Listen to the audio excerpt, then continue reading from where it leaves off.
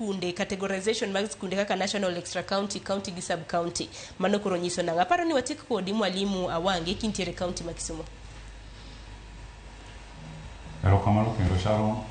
One is transition to sirikal no biro gimoro iluongo ni 100% transition. To kaka awacho sechika, magi ne gin policy mar sirikal ni nyathi ka nyathi nyaka bed gi access to education kochako class 1 to kotieko class 6 to all of them giduto nyaka gidhi e class 7. Emomiyo wach mar penj competitive exams me KCPE cha nogolo. Sani jo class 9 duto dhi e class 10.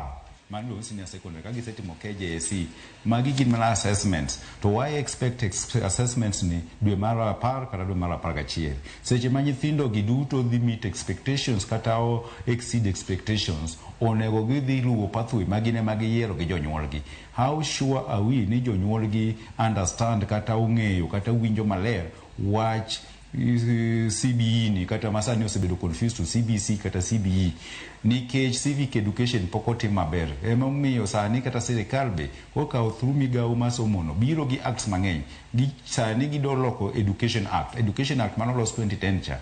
To se giloso education act ni kwang'iyo maber as a union ok wane gima dhi konyo jopuonj kanyo, gima dhi konyo nyithindo kata gima dhi konyo wa transit nyithindo gi into senior secondary school.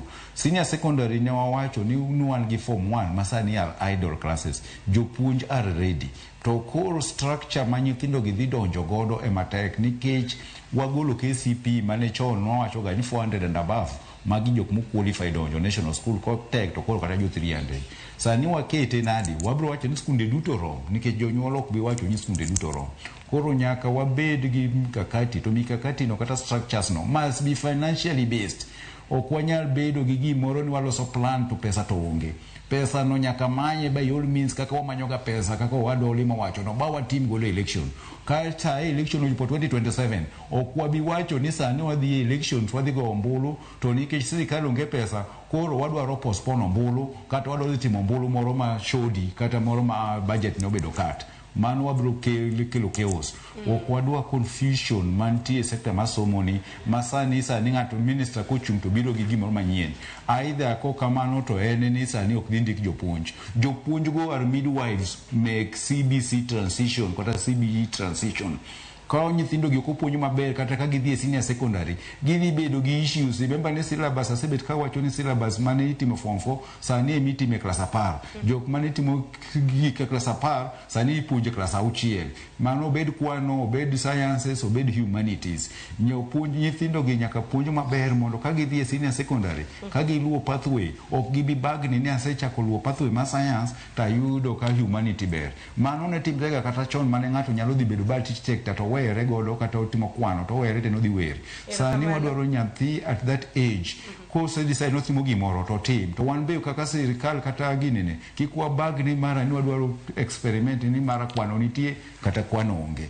Pesa ma imiyo godo indiko godo jopuonj, pesa mitere school ma capitation kik ng'ad kata chiel.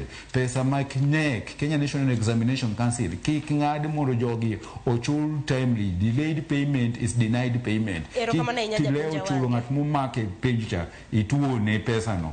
Koro mano e gik mwakedo ni. Pesa yote mosedonjo jopuonj kik ma to jopuonj ma 2020 gi ondik tich mondo wa midwife transition no kaka dware Kenya kae. Otherwise kikwa med midhiero gi dhier jopuonj gi nyithiwa mang'eny Kenya kae mat somo miluongo ni CBE no.